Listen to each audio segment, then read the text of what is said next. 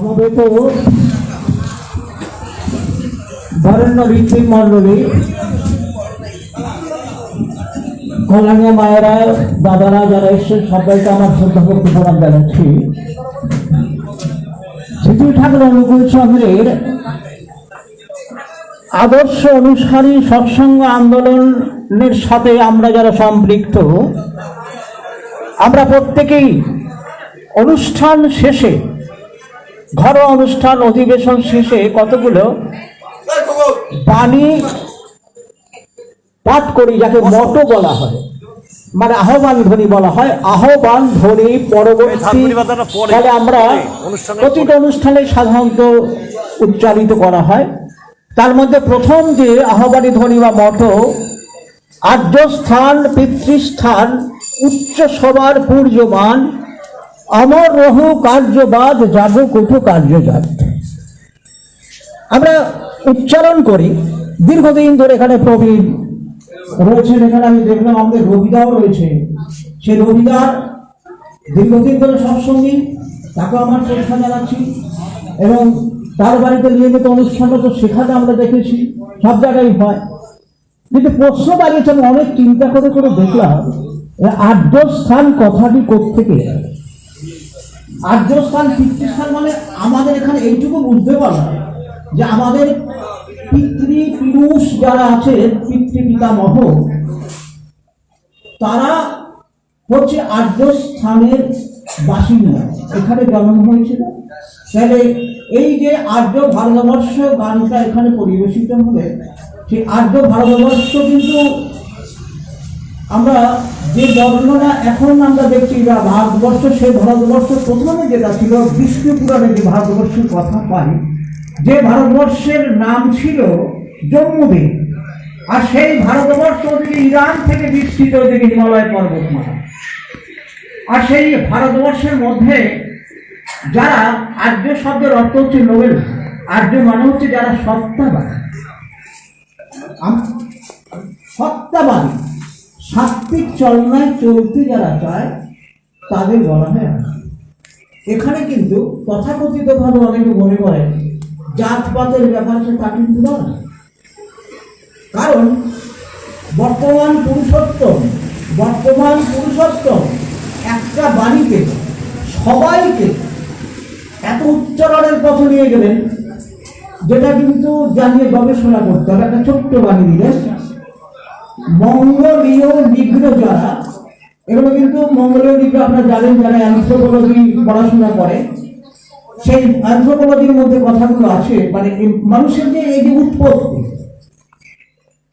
সেখানে কতগুলো আস্তে আস্তে বর্ণ আছে, কতগুলো জাত আছে, কতগুলো স্ট্রাকচার আছে। সে মঙ্গলয়েড, নিগ্রয়েড, এই কথাগুলো আছে, আমরা সবাই জানি। ব্র্যাকিসেফাল অরিজিন কিন্তু ঠাকুর বলছেন মঙ্গলীয় নিগ্র যারা দ্রাবিড়িয়ান আছে, কোন ম্লেচ্ছাবধি আর্যীকৃত হলেই তারা আর্যদেরই সুসন্ততি। খুব মহত্বপূর্ণ একটা দিলেন। আজকে এখনো বর্তমান ভারতবর্ষে একটা জাতপাতের লড়াই, অস্বীকার করা যাবে, ছোট বড় ভেদ আছে। কিন্তু আমাদের আর্য ঋষিরা, পুরুষোত্তমেরা কাউকে ছোট বড় করে রাখিনি, বাহ্যভাবে, সামাজিকভাবে, রাষ্ট্রীয়ভাবে রাখিনি। কিন্তু ব্যক্তিগতভাবে প্রতিটি মানুষ কিন্তু বৈশিষ্ট্য আলাদা। মানে প্রত্যেকে আমরা সম্পূর্ণ এক মানুষ হিসাবে সবাই এক, তারা কিন্তু আলাদা আলাদা বৈশিষ্ট্য। আম যদি বলি, আম কিন্তু আম হিসাবে, জাত হিসাবে আমটা ঠিক, কিন্তু যে আম কিনতে যাবেন তখন কিন্তু যে কোনো আমটা আমরা কিনি না। ল্যাংড়া আছে, হিম সাগর আছে, গোলাপ খাস আছে, ফজলি আছে, সব দেখে শুনে তার বর্ণ, উৎকৃষ্টতা, গন্ধ, গুণ সব কিছু দেখে তার মূল্যায়ন করা হয়। এটা কিন্তু প্রাকৃতিক ক্রিয়া। কুকুর তো প্রচুর আছে, রাস্তায় তো প্রচুর কুকুর আছে, আর সেই কুকুরগুলো তো মানে সরকার নিয়ে বসে না। আজকে মিলিটারিতে কুকুর লাগে, নবান্নতে কুকুর আছে, এবং সম্পূর্ণ সরকারি বিভাগে আছে। তারা কি করে, বর্ণ দেখে, গুণ এবং উৎকৃষ্ট গুণ অনুযায়ী কর্ম হয়, সেই কর্ম অনুযায়ী তার পেডিগ্রি রিপোর্ট অনুযায়ী একটা কিন্তু পোষা হয়, তাদের সেভাবে ট্রেন আপ করা হয়।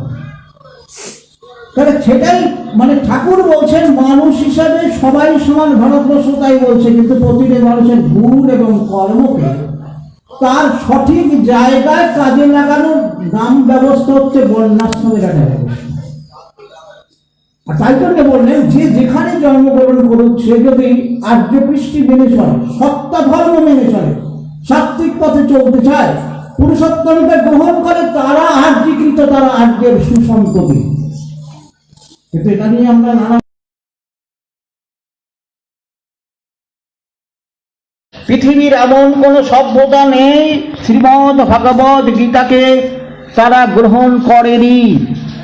কিন্তু গীতার উৎপত্তি কোথায়?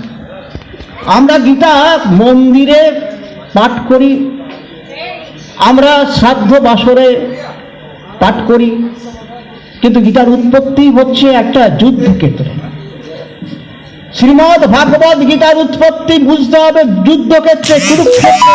সেটা ধর্মক্ষেত্র, অধর্ম আর ধর্ম, আর সেখানে অধর্ম আর ধর্মের যে একটা যুদ্ধ, সেখানে ধর্ম প্রতিষ্ঠা করার জন্য করা হয়েছিল। কিন্তু আমরা কি দেখলাম?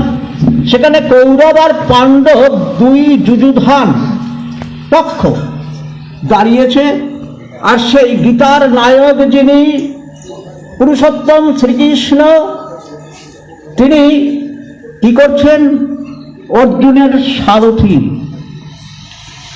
আজকে গীতা দিবসের জিনিসটা কিন্তু বুঝতে হবে, বর্ণাশ্রম কি, আর্য কৃষ্টি কি, আর্য কৃষ্টি পতাকা কি, এটা কিন্তু বোঝার সময় হয়েছে। যদি আমরা নিজেদের হিন্দু মনে করি, সেখানে দাঁড় করিয়ে দিয়ে দেখার পরে দেখছে যে আমি কার সাথে যুদ্ধ করবো। অর্জুন ওই দেখে কিংকর্তব্য বিমূঢ় হলেন, যুদ্ধ করবেন না, কারণ আত্মীয় স্বজনকে মারবো।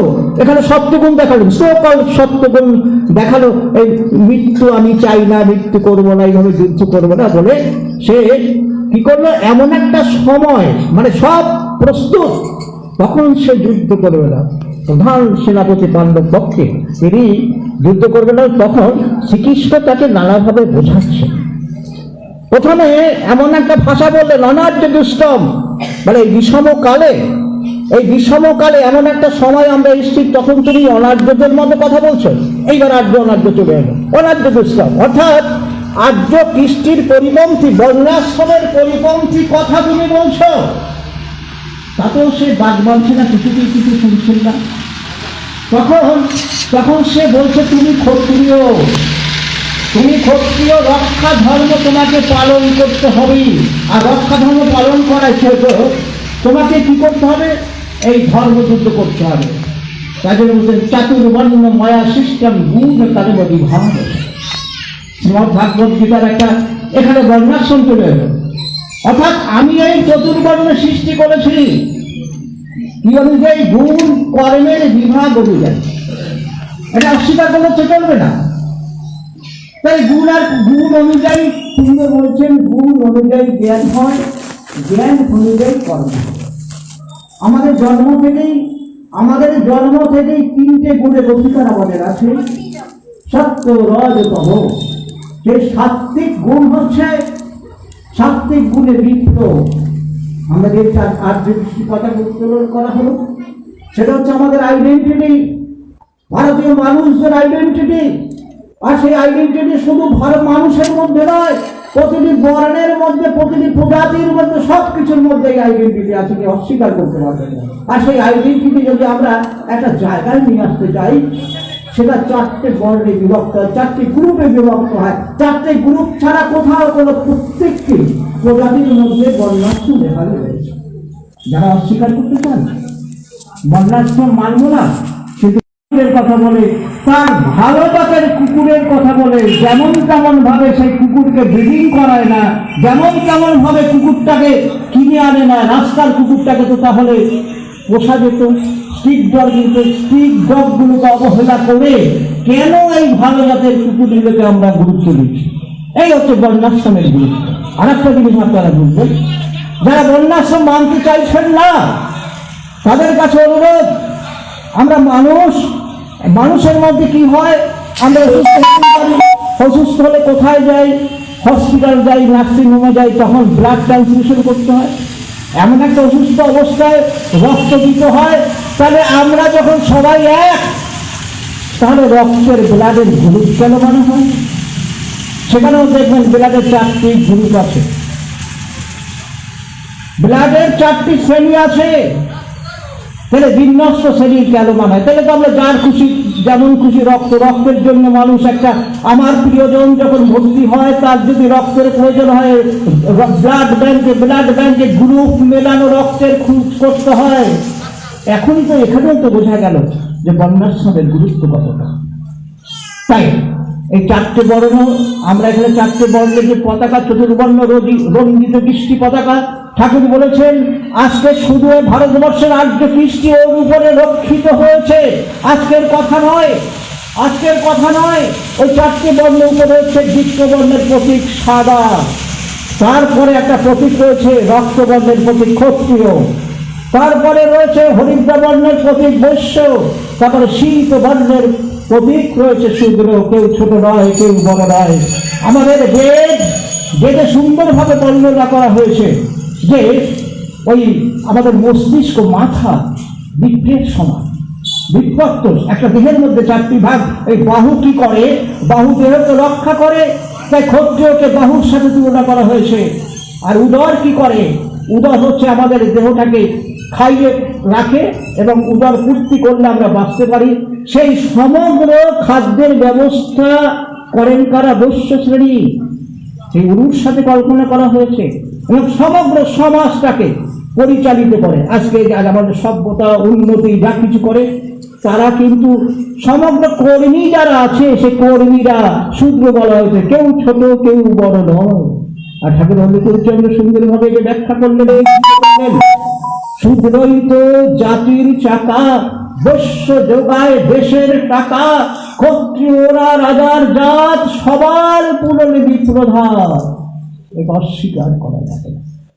তাহলে যে যেমন আজকে মাথাকে দিয়ে যদি পায়ের কাজ করায়, তাহলে মাথাও থাকবে না, পাও থাকবে না। আবার পাকে দিয়ে যদি মাথার কাজ করাতে যাই, তাহলে পাও থাকবে না, মাথাও থাকবে না। যার যেমন যেখানে বৈশিষ্ট্যের পূরণ করা, পালন করা, পোষণ করা, এই হচ্ছে একটা সমাজ ব্যবস্থা। এইটাই হচ্ছে আমাদের ভারতবর্ষের সমাজতান্ত্রিক ব্যবস্থা। আমরা যারা এসটিভিটি করি একটু খেয়াল করে দেখবেন, এখান থেকে সবাইকে শিক্ষা নিতে হবে, বুঝতে হবে আমি আমার পিতৃপুরুষের যে রক্তধারা, গোত্রধারা, তাকে যদি বিনষ্ট করি আমার পিতৃপুরুষ কিন্তু কষ্ট পাবে। তার জন্য ঠাকুর অনুকূলচন্দ্র আমাদের সপ্তাহটি পঞ্চবহী দুটো দিলেন, সকলের জন্য, শুধু আমাদের জন্য না, সমগ্র মানব জাতির জন্য দিলেন। সেখানে কিন্তু ওই স্মরণ মন্ত্র, বর্ণাশ্রমের কথা, বর্ণাশ্রম সুন্দরভাবে বলছেন সপ্তাহটির 7ম স্তবকে, সদাচার বর্ণাশ্রমা ভূত জীবন বর্ধনা নিত্যম পালনীয়। অর্থাৎ আমাকে সদাচার পালন করতে হবে। হাইজেনিক আছে, করোনা ভাইরাসের সময় আমরা সদাচার পালন করিনি, হাত ধো, এই করো এই করো এই করো, এটাও তো হাইজেনিক নয় না? তাহলে সদাচার, আমার শরীরকে রক্ষা করতে গেলে একটা সদাচার পালন করতেই হবে। আর এর মধ্যে 7টি গুণ এসছে। বর্ণাশ্রম, সদাচার বর্ণাশ্রম জীবন বর্ধনা নিত্যম পালনীয়। বর্ণ অনুযায়ী যে কর্ম, গুণ এবং কর্ম, সেই গুণ এবং কর্মের উপরে যদি সমাজ বৃদ্ধিত হয়, তাহলে সেই সমাজ একটা বৈশিষ্ট্য অনুযায়ী চলে, অর্গানাইজডলি চলে। আর সেটা যদি না চলে, তাহলে কি হয়? আজকে বর্তমান অবস্থা কিন্তু খুবই ভয়াবহ একটা অবস্থা। যাকে যা যেখানে উপযুক্ত নয় তাকে সেখানে দেওয়ার অর্থ হচ্ছে সমাজটা ভেঙে পড়া। আর এই ভেঙে পড়া সমাজকে রক্ষা করতে গেলে ঠাকুর অনুকূলচন্দ্র রক্ষা করতে চেয়ে ইষ্টভীতি প্রবর্তন করবে। ইষ্টভীতি শুধু পয়সা রাখা নয়, যেমন তেমন পয়সা রাখা নয়, কিন্তু ইষ্টভীতির প্রবর্তন কিন্তু বৃহত্তর স্বার্থ। 1938 সাল যখন অবিভক্ত ভারতবর্ষ যাতে বিভক্ত হবার মুখে সাম্প্রদায়িক দাঙ্গা লাগবে, ঠাকুর তখন নিজস্ব ফান্ড তৈরি করলেন আর্য কৃষ্টিকে প্রতিষ্ঠা করার জন্য। তখন এই যারা দিয়েছিলেন, মুসলিম লীগের লোক দিয়েছিল, হিন্দু মহাসভার মানুষ দিয়েছিল, তাদের ডেকে ডেকে ঠাকুর বললেন এই ভারতবর্ষের কৃষ্টিকে রক্ষা যদি করতে হয়, আজকে হিন্দু, মুসলমান, বৌদ্ধ, খ্রিস্টান সবাইকে একটা নিজস্ব পথে থেকে এর গৌরব রক্ষা করতে হবে। দেশ যদি ভাগ হয় তাহলে কিন্তু অনেক ক্ষতি হয়ে যাবে। সেই দেশকে রক্ষা করার জন্য কিন্তু ওই ইষ্টনীতি প্রবর্তন করা হয়েছিল, ফান্ড ক্রিয়েট করার জন্য। কিরকম ইষ্টনীতি সম্পর্কে বলছেন এখানে রাজ্যদৃষ্টি সব কথাটা দেওয়া আছে। ঈশ্বর অনুধারিতা, আমরা মন্ত্রটা যদি আগে দেখি, ইষ্ট ধাত্রী ভূত বৈশ্বিক পন্তু পারিপার্শ্ব, এইটুকু আমি বললাম অনেক বড় মন্ত্রটার মধ্যে। ইষ্টভাতৃ মানে মঙ্গলের পথে চলে, সত্তা ধর্মী যারা তারা আমাদের ইষ্ট ভাই, মানে গুরু ভাই। ইষ্ট ভাইদের রক্ষা করতে হবে। ভূত বৈ, আমার পরিবেশের মধ্যে অন্ডদেহ, শিরদেহ, ক্রেতদেহ, জরায়ুদেহ, যত প্রাণী আছে, উদ্ভিদ আছে, সেই উদ্ভিদ প্রাণীদের জীবনে রক্ষা করতে হবে, অধিষ্ঠিত করতে হবে, প্রতিজ্ঞা। আর এটা কিভাবে করতে হবে? একটা ফান্ড দরকার। আজকে আমাদের ধৃতি বিধায়ক প্রথম যুগের গ্রন্থ, ধৃতি বিধায়ক প্রথম খণ্ডে বলছেন ঈশ্বর অনুধারিতা নিয়ে, ঈশ্বর অনুধারিতা নিয়ে। ঈশ্বর ঈশ্বর মানে আমরা জানি ঈশিত্ব যার মধ্যে আছে, সব কিছুর মধ্যে সেই এক পরম ব্রহ্ম, তাকে বলা হয় ঈশ্বর। সবাই পরম ব্রহ্মের সৃষ্টি এই মনে করে ঈশ্বর অনুধারিতা নিয়ে গণহিত অনুচর্যায় সবাইকে ভগবান করে, বাংলা কথা বললে এটুকু দ্বারাই সাধারণ কথায়, সবাইকে ভগবান মনে করে তাদের হিত সাধন করে গণহিত অনুচর্যায় হিত সাধন করার পরে আমার যে বর্ণ, সেই বর্ণ অনুযায়ী মানুষ হিত সাধন করবো। যার যা বর্ণ আছে সেই কর্ম চলে এলো, এখানে সার্ভিস এখানে চলে এলো, সেটা করার বিনিময়ে বলছে গণহিত অনুচর্যায় তাদেরকে অনুগ্রহ অবদান অর্জন করো। তারা এটা বলার পরে, আমার করার পরে সে আমাকে অনুগ্রহ করে যেটা দিল আমি সেটা গ্রহণ করব। আর সেটা গ্রহণ করার পরে সেটা ইষ্টার্থে মঙ্গলার্থে গ্রহণ করার পরে সেখান থেকে অগ্রভাব নিবেদন করব যে আমি এইভাবে অর্জন করেছি, আমি বর্ণাশ্রম আমি উপায় করেছি, কাউকে পীড়িত করিনি, নিজে পীড়িত হয়নি। আর সেই যে শ্রেষ্ঠ অর্ঘ্য, সেই অর্ঘ্য নিবেদন করলাম। আর ঠাকুরের তাকেই বললেন দিন গুজরালি আয়, দিন গুজরালি আয় থেকে বল ইষ্টনীতি আহরণ। আমি যেমন তেমন আয় করলে হবে না। আর এখানেই কিন্তু বর্ণাশ্রমের কথা বলে দিলেন যে আমি যেমন বর্ণের সেই বর্ণ অনুযায়ী কারোর বৃত্তি হরণ না করে আমার সেই পিতৃপুরুষের যে গোত্র ধরা, যে বর্ণ ধরা, সেই যোগ্যতা দিয়ে মানুষকে সেবা করে তার বিনিময়ে যে অর্ঘ্য পাবো, সেই অর্ঘ্য শ্রেষ্ঠ অর্ঘ্য। আর সাধু উপায়, সেই উপায়ের অর্ঘ্য কি অর্ঘ্য বলছেন ঠাকুরের কাছে নিবেদন করতে, শিষ্য স্ত্রীর কথা ঠাকুর বললেন। তবে এটা যদি হয়, সমাজতান্ত্রিক ব্যবস্থা যদি কিছু থেকেই থাকে, একটা বিন্যস্ত অর্গানাইজ ব্যবস্থা যদি কিছু থেকেই থাকে, সে বিন্যস্ত সমাজ ব্যবস্থার কথা ঠাকুর অনুকূলচন্দ্র বললেন। আমরা অযোগ্য হিসাবে হয়তো সেটাকে সবার সামনে তুলে ধরতে পারিনি, কিন্তু আজকে বর্তমান সমগ্র বিশ্ব জুড়ে যে হিংসা চলছে, যে আমাদের প্রবৃত্তি পরায়ণতা চলছে, আমাদের মধ্যে যে সাত্বিক সত্তা ধর্ম নষ্ট হতে চলেছে, আমার ভাবে একটা হিংসা চলছে, তার থেকে জাতিকে রক্ষা করতে গেলে কিন্তু আমাদের এই ভারতবর্ষের পুরুষোত্তমবাদ, আর্য কৃষ্টি, আর্য ঋষিবাদ প্রতিষ্ঠা করতেই হয়। আর সেখানে কি রয়েছে? আজকে সমগ্র বিশ্বজুড়ে হিংসা, তৃতীয় বিশ্বযুদ্ধ সবাই চিন্তা করছে, কিন্তু আমরা একটু যদি চিন্তা করে দেখি, আমাদের ঘরে বাইরে একটা হিংসা চলছেই। হিংসার উৎপত্তি, হিংসা নিরসন করার জন্য পুলিশ আছে, মিলিটারি আছে, সব আছে, কিন্তু তথাপি তো হিংসা নিরসন করা যাচ্ছে না। আর ঠাকুর অনুকূলচন্দ্র তার বিধান দিবে, এই বিধান কিন্তু কেউ দেয়নি। কত বড় বৈজ্ঞানিক হলে এই ধরনের বিধান দিতে পারে? হিংসার কারণ সম্পর্কে ঠাকুর বলছেন অহংকার, অর্থাৎ সত্তা বর্জিত, যারা গুরু ধরেনি, সেই সত্তা বর্জিত প্রবৃত্তির খেয়ালে যারা করে, কাম, ক্রোধ, লোভ, মদ, মোহ, আশ্চর্য, এই কথা নিয়েই যারা বিধৃত হয়ে রয়েছে, পরিবেষ্টিত হয়ে রয়েছে, তারা কি করে? তারা বলে করে আমি অহংকার, এটা করে দেবো, এটা করে দেবো, আমি সব, এটা করে ছোট। সে ছোট আমি কি করে? অহংকার, আসক্তি আরে স্বার্থ বুদ্ধি আরে কাম থেকে ক্রোধ, আর ক্রোধ থেকে আছে হিংসা, আর হিংসার পরিণতি মৃত্যু। বিপরীত কি আছে এর ব্যবস্থা রেমিডি ঠাকুর অনুকূলচন্দ্র কি সুন্দর দিলেন, ভক্তি এতে দেয়। আমরা যখন কারো দীক্ষা নেই, পুরুষোত্তমের দীক্ষা নেই, তখন মনে করি যাহা যাহা দৃষ্টি করে তাহা তা ইষ্ট স্থূলে, আর এই ভাব তখন জ্ঞান। আর জ্ঞানে সর্বভূতে আত্মবোধ হয়, সবাইকে আপনার মনে হয়। আর সর্বভূতে আত্মবোধ থেকে আসে অহিংসা, আর অহিংসা হতে আসে প্রেম।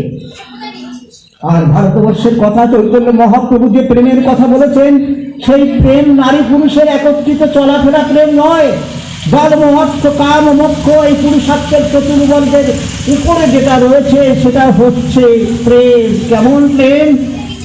সে প্রেম আত্মেন্দ্রিয় প্রীতি ইচ্ছা তারে বলে কাম, আর ইষ্টেন্দ্রিয় কৃষ্ণেন্দ্রিয় প্রীতি ইচ্ছা বলে প্রেম।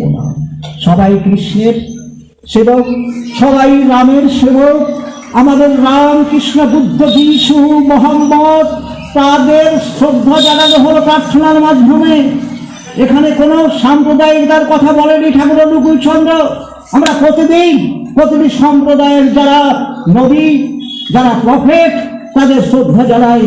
তাদের প্রার্থনার মধ্যে সমগ্র অবতারদের বলা হলো মৎস্য কুলমকল বিষ্ণু বামন শরীরম রাম কৃষ্ণ বুদ্ধ যিশু মোহাম্মদ রূপায়িতম চৈতন্য রাম কৃষ্ণ লুকুলং পুলিবতোরম।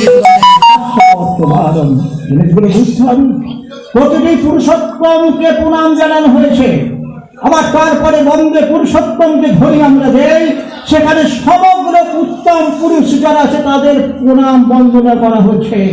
এত বড় একটা সমাজতন্ত্রের ব্যবস্থা কিন্তু ঠাকুর অনুকূলচন্দ্র। একে যদি আমরা অবহেলায় নষ্ট করে দিই, তাহলে সমাজ যদি এভাবে চলতেই থাকে, হিংসার নিরসন যদি না হয়, মনুষ্যত্বের মূল বুনিয়াদ যদি নষ্ট হয়ে যায়, শুদ্ধ আত্মা যদি জন্মগ্রহণ না করে, বর্ণাশ্রম যদি বিনষ্ট হয়ে যায়, তাহলে কদিন পরে এখন কি হয়, টেন্ডার দিয়ে দেশকে বাঁচাবার জন্য টেন্ডার দিয়ে কুকুর কিনতে হয়, ঘোড়া কিনতে হয় ভালো জাতের। আর তখন এই রাষ্ট্র পরিচালনার জন্য তখন কি টেন্ডার দিয়ে ভালো জাতের মানুষ কোথায় পাওয়া যাবে, সেটাও কিন্তু একদিন চিন্তা করতে হবে। তাই মানুষ একটা মায়ের মাধ্যমে জন্মায়। তার জন্য ঠাকুর অনুকূলচন্দ্র তার সমগ্র জীবনের সাধনার মূল তত্ত্ব দিলেন, আমি চাই শুদ্ধ আত্মা। আর শুদ্ধ আত্মা কারা আনেন? নারীরা আনেন। সে নারী যদি শুদ্ধ আত্মাকে আকর্ষণ করে ভালো একটা সন্তানের জননী না হতে পারে, তাহলে এই সমগ্র সমাজ রাষ্ট্রকে কি রক্ষা করলেন? এটা কি ভাবার সময় আসেনি? এটা কি বিজ্ঞান নয়?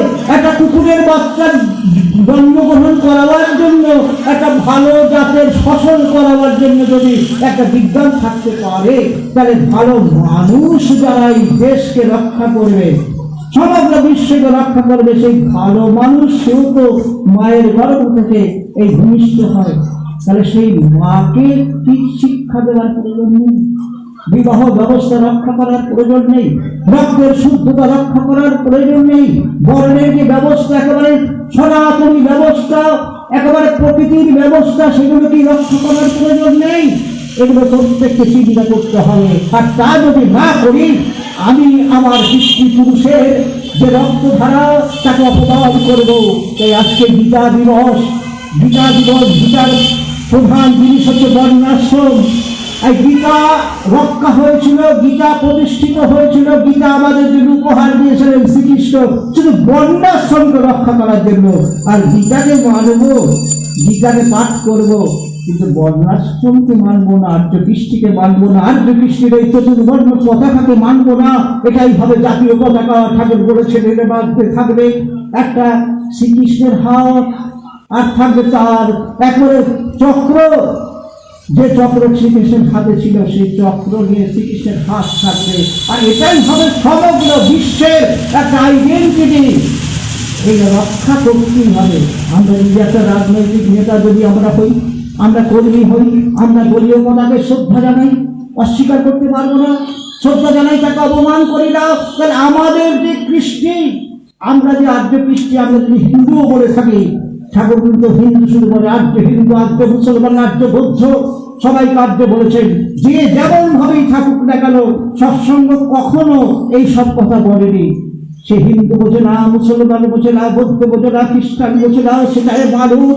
সে মানুষের মধ্যে যে কৃষ্টি আছে, তার ভিতরে গুণ আছে, সেই সত্য রজতম, সেই গুণাধিকারে সেই প্রতিটি মানুষ যাতে প্রস্ফুটিত হতে পারে, আর সেটাই হচ্ছে আর্য কৃষ্টি পতাকার মূল বিষয়।